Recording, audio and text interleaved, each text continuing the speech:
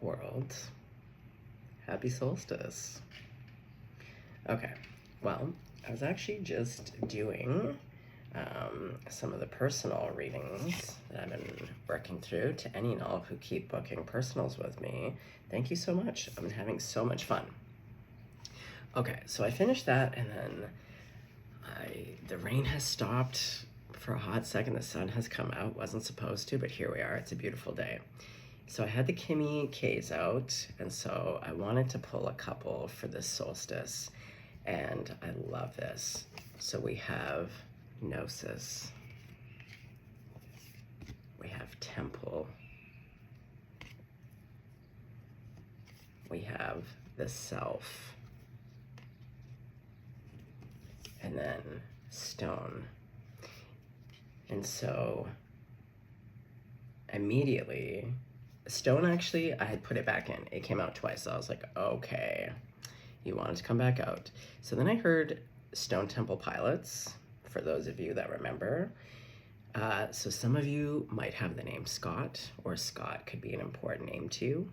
But there is something here about a stone temple. With it being a pyramid shape, we could be talking pyramids, but there does something seem to be like ancient temples, ancient places of prayer. I'm very excited though. Okay, let's get right into it. Let's call those crowd favorites God, Jesus, Grandma, Buddha, Archangels, all ascended masters, all of my benevolent ancestors, anyone that you're working and praying with, so long as it's not Debbie, Devil. Okay, Gnosis, let's go. Grandmama.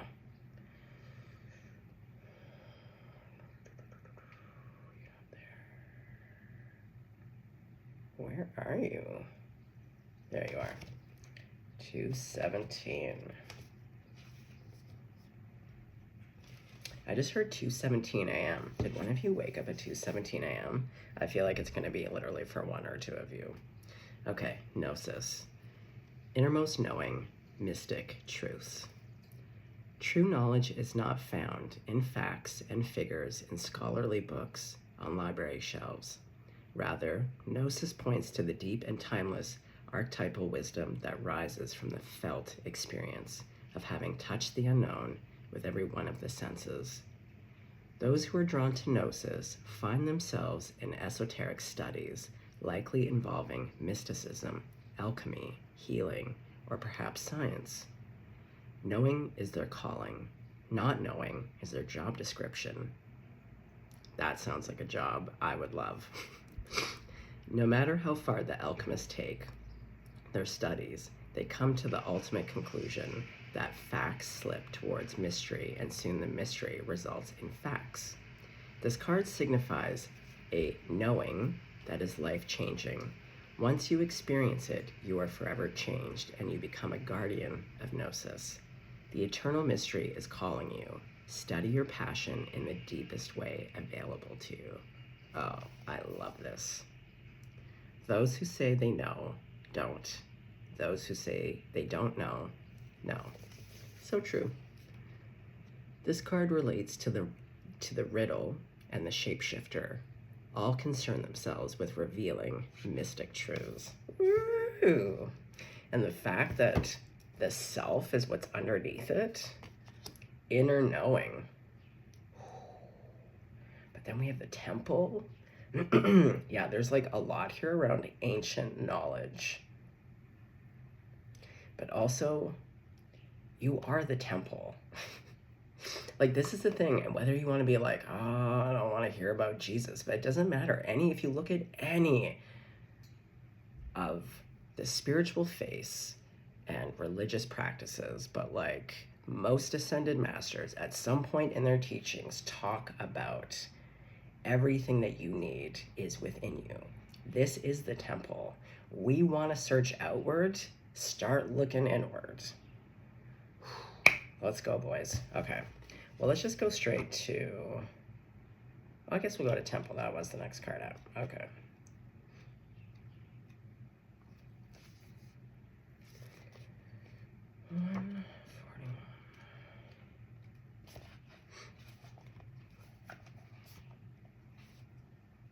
The Temple. the sanctuary, the shrine, the altar. When we think of the temple, we often envision an architectural structure in a far-off land. We are quick to distance ourselves from the sacred, assuming we must expend much effort in order to arrive there. Yet the temple is a universal and omnipresent energy, accessible in the highest and lowest, richest and poorest of places. Visiting the temple might be as simple as stepping into the dappled light of the forest. Oh, I did that yesterday on my birthday walk. It was just pouring cats and dogs, but every now and again the sun would open up just right in the middle of me and it'd be raining all around me, but then the sun would be hitting the forest in this way. That is a temple. Slowly and sensuously kissing a lover or closing your eyes to travel inward. This card is a call to re-examine what you pay homage to and what you reject. What do you spend your time worshiping? Is it your phone, money, material goods? What barriers do you draw between yourself and the sacred? Perhaps there is room on your altar for something new, something surprising. Offer it to the heavens. Well, you know what I did for my birthday yesterday? Speaking of altar, I have this photo of me. Okay, guys, you're gonna get to, it's gonna be a quickie. This is for a select few. This is me when I was 3. Anyway, I have now dedicated a space in my altar to little kid me. And really leaning into, this is the thing about like tropes and like things that we hear about kind of nauseatingly, like self-love. But there really is something about being able to want to offer yourself. Like when we think of supplication, it's always in kind of reference to something outside of ourselves. But there is something to be said about recognizing the divine within yourself, recognizing that little peanut in you who is so lovable, and you are still lovable. You know what I mean? There really is something about offering things to whoever it is that you pray and give thanks to, but recognizing the sacred within and wanting to offer beautiful things to an aspect of self. Do you know what I mean?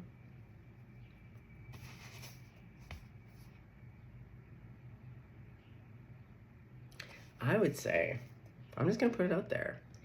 Do you have a space for yourself on your altar? Try getting out a little photo of you. That 3-year-old me, I cheers to that little person. That's that little person that dealt with some fucking bullshit. They're fucking tough as nails.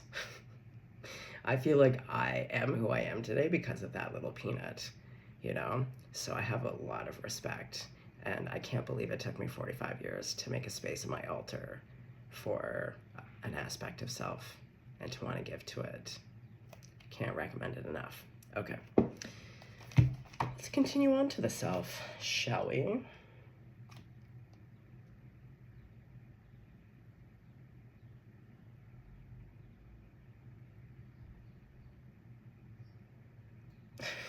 I'm looking. I'm looking for myself. Oh, where are you, self? There you are, right beneath the shadow. Ain't that always the way? Okay, the self, the soul, the witness, the watcher. The self is the prism that allows the spectrum of our personalities to radiate. It does not judge, prohibit, suppress, or oppress any of its parts. As it lovingly knows that all aspects have a time and a place, and leads us to experience the full breadth of life's offering. Okay, that word, breadth. Could we make it any more challenging with English to put a D-T-H, breadth? Okay, anyway, I digress. The self is the central abiding container, the awareness of the infinite universe of possibilities. When this card appears, it's a call to step back into witness consciousness, to observe yourself navigating the world. Ask yourself, am I the stew or am I the chef? In most situations, our ego draws us into the cauldron where we swirl, spin, and smolder in chaos. Yet the self is a graceful culinary dancer, watching, waiting, observing, as the spectrum of ingredients becomes the flavor of our life. Look in the mirror for 30 seconds or more. Attempt to see the you behind the you. When light, witnessing, accepting new aspects of self. When dark, disjointed, fatigued, diffused energy and purpose. It's no surprise that the two central mantras in the yoga tradition concern themselves with the self. Experiment with Soham, I am that, and Satnam, true identity. If this card is perplexing for you, you are on the right track. It challenges us to expand our sense of identity beyond the little self, and the ego resists such movement. Yes. Okay, let's get into the stone. Ooh, Stone Temple Pilots. Man, that was a band I love. I remember saving up to buy this one cassette of theirs. It was a new release. Remember those days? Maybe you don't. Okay, the stone. Ooh, I just heard Wayne Gretzky. He's an Aquarius. The king. 99. Sorry, that's what triggered it. I saw it 99. Okay, the stone.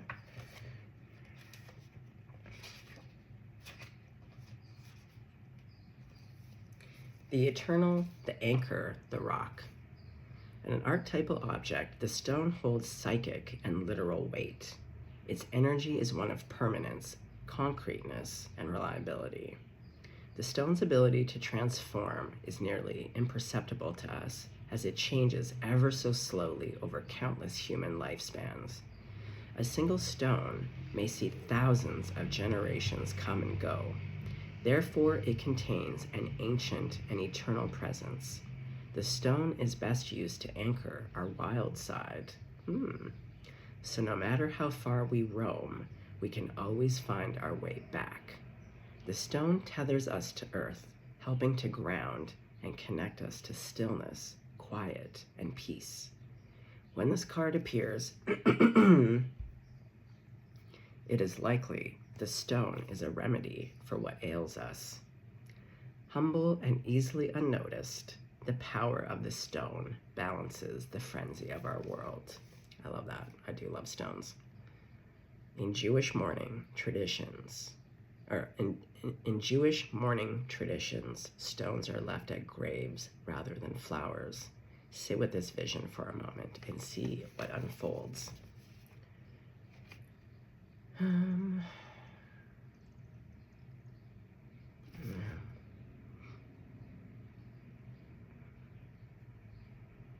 When light, steadfast, loyal, committed, present. When dark, weighted down, holding back, cold. Very nice.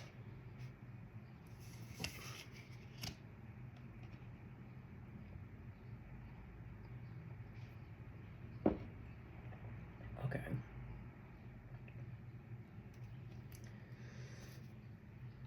Speaking of stone, I have a lot of stones. This guy takes off on me and I don't lose anything. It's so rare if I am ever to misplace or lose something. This guy takes off on me. It will be missing for months and months on end. I have mourned, speaking of mourning rocks, I have mourned this rock so many times where I'm like, that's it, it's gone forever. Half a year has passed, it's gone. No. So there might be an aspect of self that is ancient, that wild thing that contains this information that just cannot be lost, that you feel like you keep losing, but it always comes back. Okay, well, Grandmama, let's get Snoopy and Scoopy. Okay, so we have this to start us off on the solstice energy for the collective.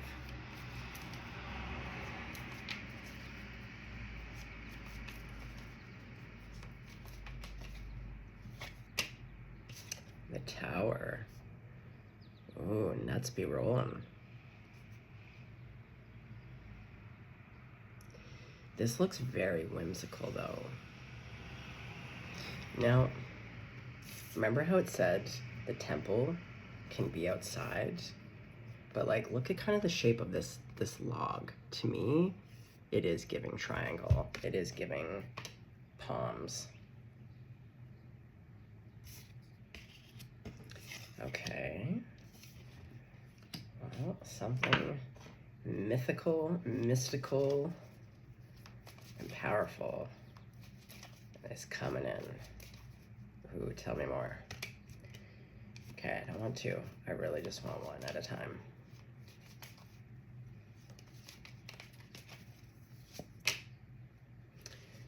No, hold on. There's something. Let me shuffle this. I even think I want to hold it the other way when I shuffle. Yeah, there's something here about I want to feel. Yeah, I don't shuffle like this very often, but I feel it differently. Okay, you want to be these two. Oh, the Three of Swords to the Nine of Wands.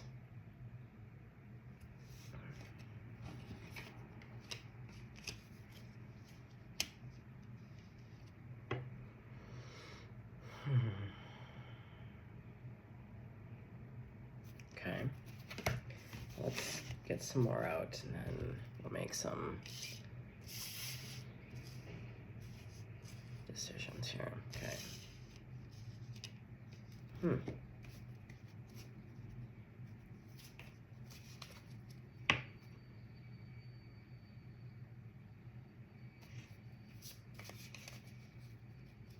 Okay, so what's going underneath the Tower? The Hermit. Okay. Again, something about the stone temple being with in the mountains or with rocks, nature, depending on where you are. Maybe you live in a city like where I do, where there's a ton of cathedrals, all made of huge, giant stones and bricks. But I am seeing more of a cave. I'm getting more of like, be outdoors in nature with like the trees. Yeah, a natural temple.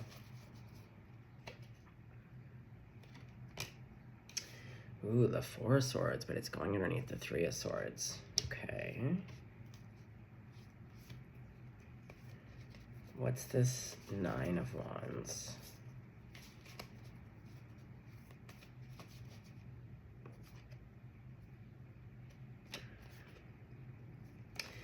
There's something here about like, the cards come out and it doesn't feel right.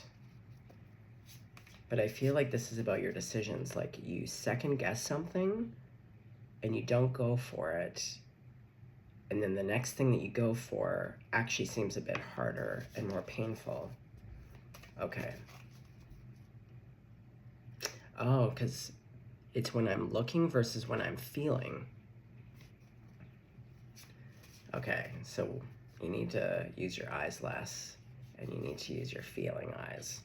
Okay, conflict going underneath the Nine of Wands. Okay, so we have the Tower to the Hermit. Oh boy, Five of Swords. Gang. Holy.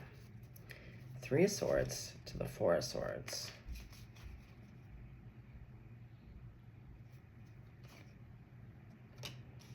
The Three of Cups.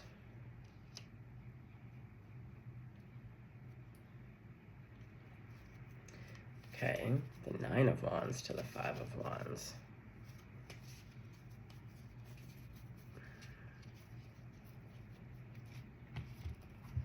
No, I just want one card. Weird. Yeah, are you feeling...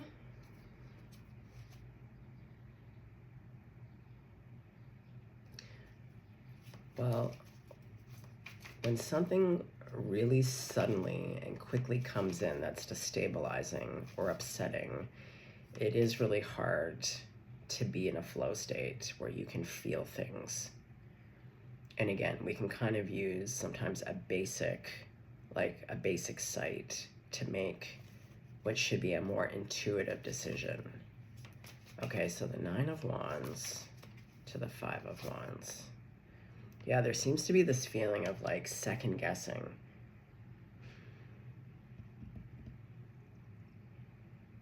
Okay, well, let's talk about it. What is your Tower about? 2. Okay, I do feel good about these two.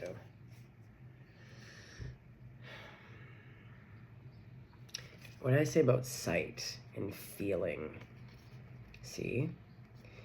You need to make a decision, but look at, it's like, it's the inner temple. If you get quiet, going back to the stillness, some quiet, the inner temple. You have 2 sights here. You want to be in this guy right here. The inner knowing, the inner sensing, the inner feeling. And part of figuring out our emotional barometer is just that, going back to the flavors. When you familiarize yourself with each flavor and the context that it's in, it's information. A lot of the times we just see a flavor that we make a decision on where we're like, I don't like this. But everything, all information surrounds us at all times to access. It's really about our perception. And a lot of times our ego is in that perception where we think, I know what's best. I have a handle on this. I can feel and sense what is appropriate. And it can lead to second guessing or not trusting, or like, what was the decision that would have really helped you out? You second guessed or was like, no, it's not this. You put the cards back in the deck and then ran off with something else. And there seem to have been more consequences.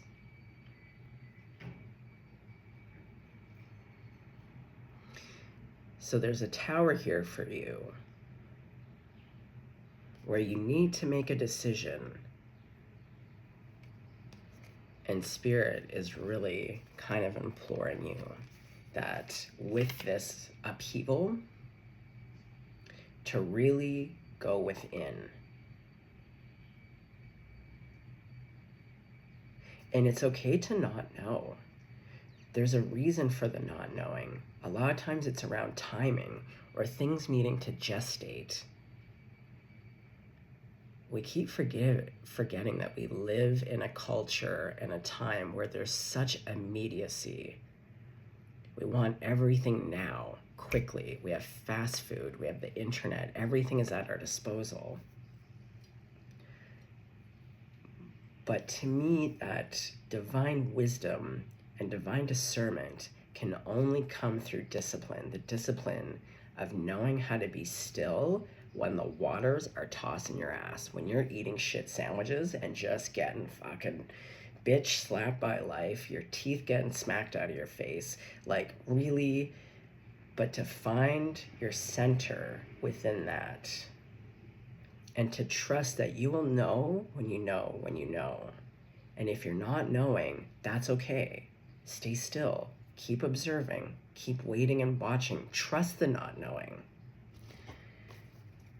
Okay, so what's going on in your Three of Swords? She is past facing.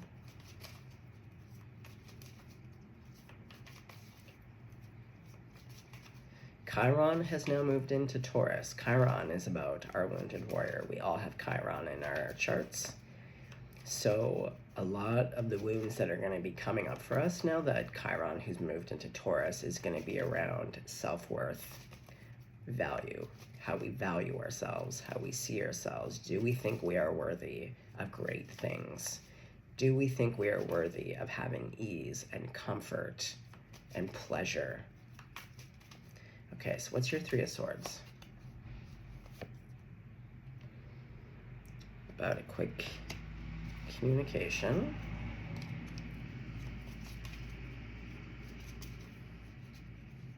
Or something that moved quickly. A burden.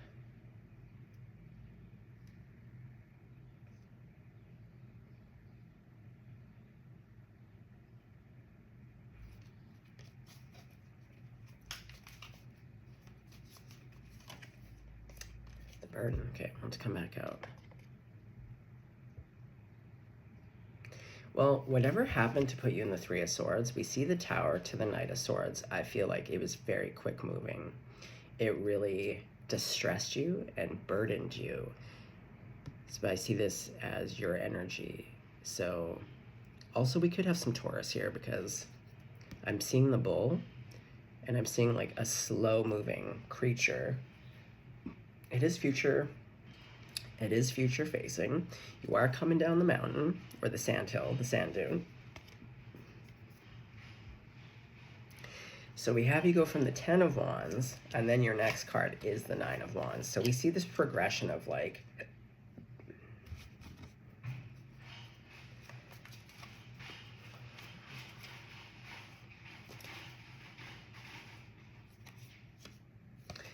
okay, so the 9 of Wands for you.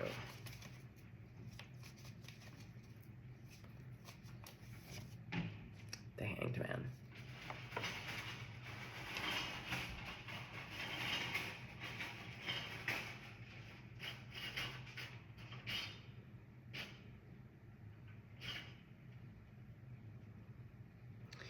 Well, this hurt has definitely put you on the defensive. You are not open, but it is forcing you to really look. And what I do love seeing, though, is that there's a beautiful progression here of the Hanged Man to the Hermit.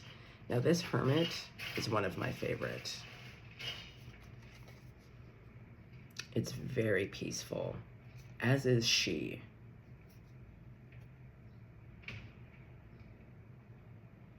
And even your 4 of Swords in the nest, she's tucked. I mean, I wish I could put a little bit of a blanket on her, to be honest. Like, we all know, like, being in a nest outside, like, I don't care how warm it is outside, I'm sure it'd feel nice to have a light sheet or a blanket. Regardless, though, her face is peaceful.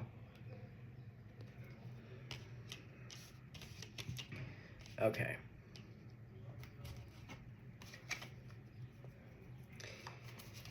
So again, you're learning to see things.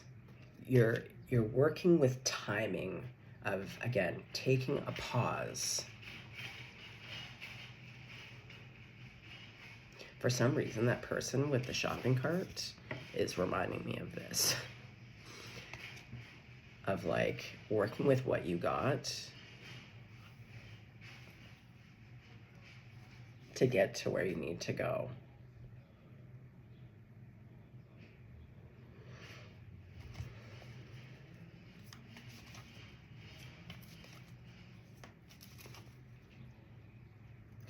Yeah, there's a returning to self here.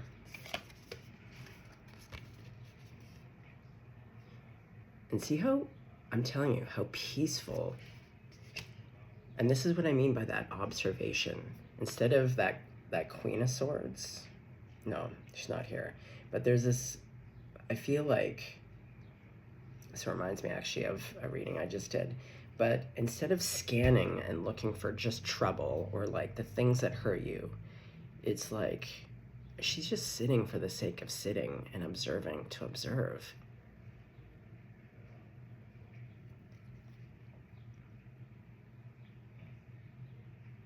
Actually, her eyes are closed. Yeah, it's like there's an inner peace here.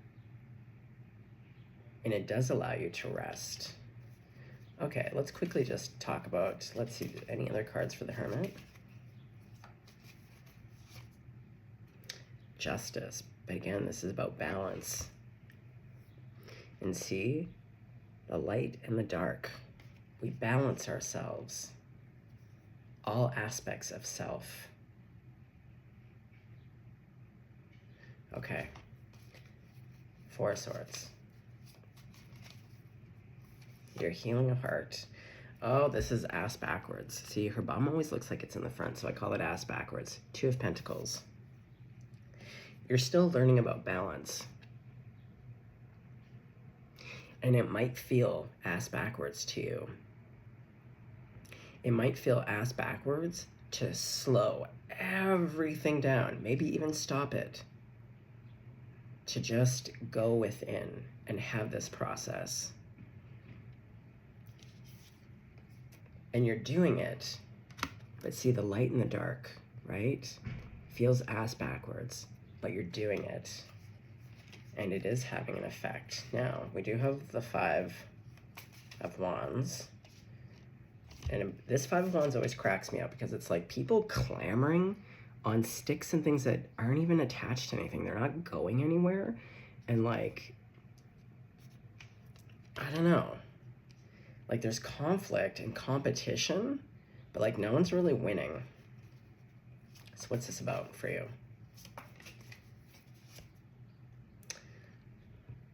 The 4 of Pentacles. Well, what was interesting is that when I held this up, I saw this as like a cave, an inner cave. So I feel like this is your inner conflict. You're still fighting with yourself. That's normal. This is part of that. This is what doesn't get talked about. Whether it's wrestling with your faith and trust in the universe, I'm a big believer in wrestling. You got to grapple. You got to get right down on the mat with either your higher power, whatever it is that you pray to, an aspect of yourself. Wrestle the shit out of it, because I'm telling you, it's in wrestling that you will make sense of a mystery. And once you wrestle it out, that knowledge and wisdom, because it's applied application. Do you know what I mean? Or it is application. It's action. So we still see that you're closed off, but you're at least future facing. It's not the past, but you're still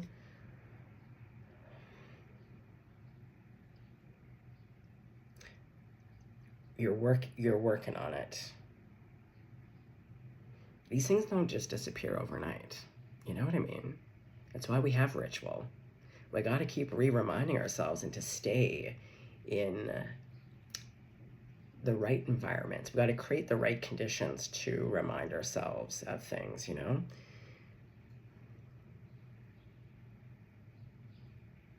Now, I feel like we gotta fill up your landscape a little bit. See, it's quite barren and arid, and not a lot is growing here. And then when we come to this guy, again, arid, there's a little bit more, but she's a bit dusty. She's a bit dusty, and you are far removed, and you're clutching your little purse. So I feel as though it might be nice to add. Okay, so we have this conflict you don't want to share. Tell me a bit more. Oh, death and rebirth. That makes sense. As things are churning and stirring up inside of you, and you're working it out to get to that gnosis, to that self, to the inner temple, that makes sense why you're a bit, yeah. Yeah, I'm seeing one of those sliding doors where you're just like, shoop, yeah. Because you're transforming, but this is a beautiful death. Look at this little headscarf. Yeah, see, and you already have your little headscarf up here. Okay, but you're back to this inner conflict. See, worrying is not the same with reflecting. You can worry about things and think that you're really getting ahead. It's not. It's just a loop, a cyclical loop of nothing. Nothing. The mind is good at, if you have a puzzle, like something really logical, the mind is a great tool, but you got to give it the right job. And worrying is not the type of puzzle, because it's not something that you can figure out.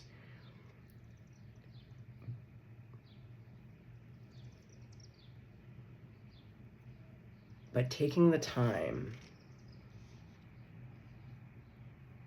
to reflect, that's the thing. This energy and this energy is that stillness, quiet observation, neutral, open to just what is. And then hearing and receiving from that place of non-judgment, acceptance. You're not invested in whichever way, you're just being. But then it's like, you kind of circle around to the 5 of Swords again. Like I said, it's progress, not perfection. We all have to practice and practice and practice and practice. Okay, so what's the 5 of Swords? 3. Oh, but this is nice.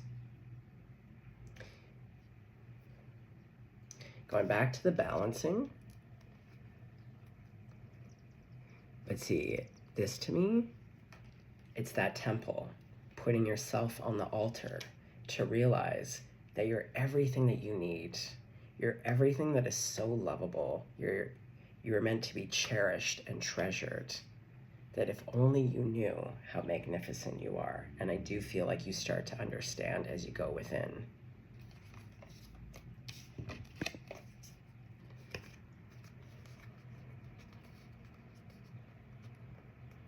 And things do change. And see, you're on top of it. Something isn't blowing you around now because you've mastered your insides. When you master yourself, then you can master the world. This is the tough shit. It's literally, and that's why we want the easy way. So the easy way seems to be like, anything outside of me can be the thing that will fix me. It never is, unfortunately.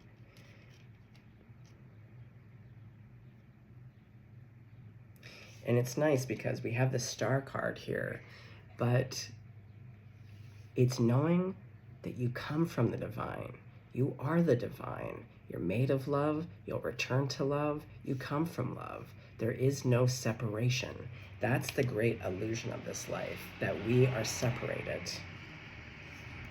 And then to have this Three of Cups with the Big Dipper, this is what I mean. It's like this ancient knowing that we all go through this in this life. This is part of the world, being on this earth, these lessons.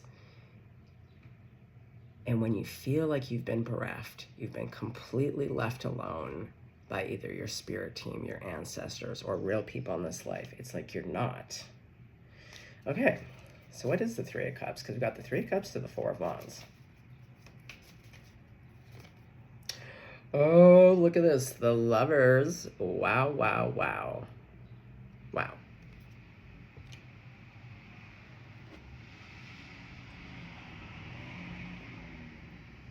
But again, is this pulling yourself closer? Instead of rejecting parts of yourself, is this pulling? Because we see Sag's bow here. Sag is the direct opposite to Gemini. So the parts that feel like a conflict, the opposite of what you think is your nature, are you in fact actually accepting it? Because we saw the Two of Swords, which is making a decision. The Lovers traditionally was about making a decision.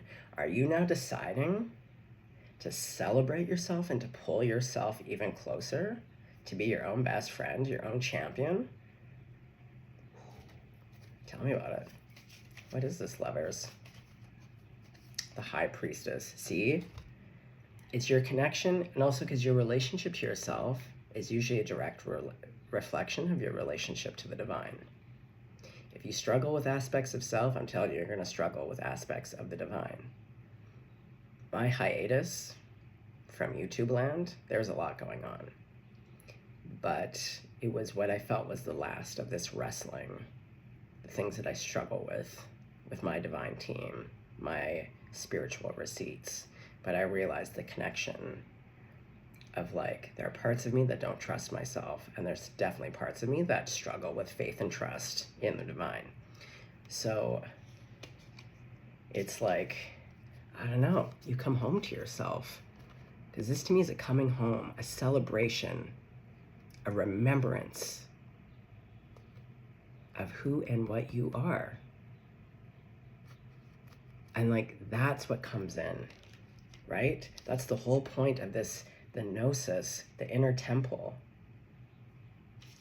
And see how her eyes, it took me years to ever notice this. Her eyes are closed, but then she has her little spirit eyes here, and she's receiving. And look, right in the middle of the duality that we saw in the Wheel of Fortune, the light and the dark. That's what this earth is about. It's all duality. You cannot have one without the other. And that's where that making peace is. It's not about rejection.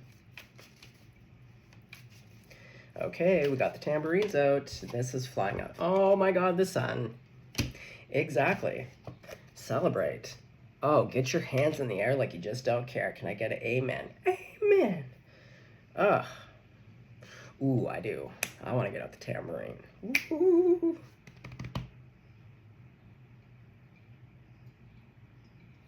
See, this to me is the Lovers. It's you.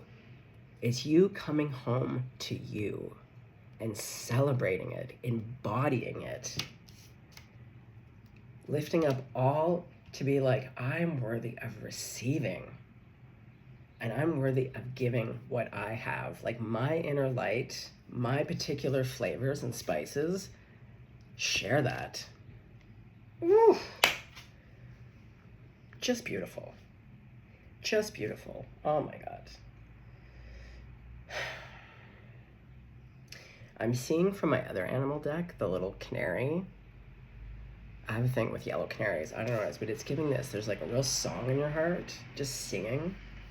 Ugh. Okay, well, gang-a-lang. Gorgeous. For this solstice, just gorgeous. And what is the solstice? It is. Today is the longest day of the sun. It is the threshold. Go meet yourself. Go meet yourself on that threshold. The altar. Go meet yourself there. I'm telling you, what you will find, and be patient if you can't get there. I have nothing now but the most unconditional love for all aspects of myself. You can get there. It's worth it. I promise you that. And I can also promise you, as someone who has had many years of distorted thinking about who I am, you can arrive at the truth. And that's the thing, going back to how things feel and resonate. Truth resonates. And when you know, you know. And you're gonna get there. Ooh! Celebration. I do. I wanna get my hands in the air. It's a beautiful day. The sun came out. I just love this. Okay. Well, as said, what I want for myself is what I want for you. May everyone be blessed today. May everyone be loved, protected, defended. May every single one of your needs, wants, desires come to you. All your loved ones protected. All right, Grandmama, let's say goodbye. Stay blessed, stay golden.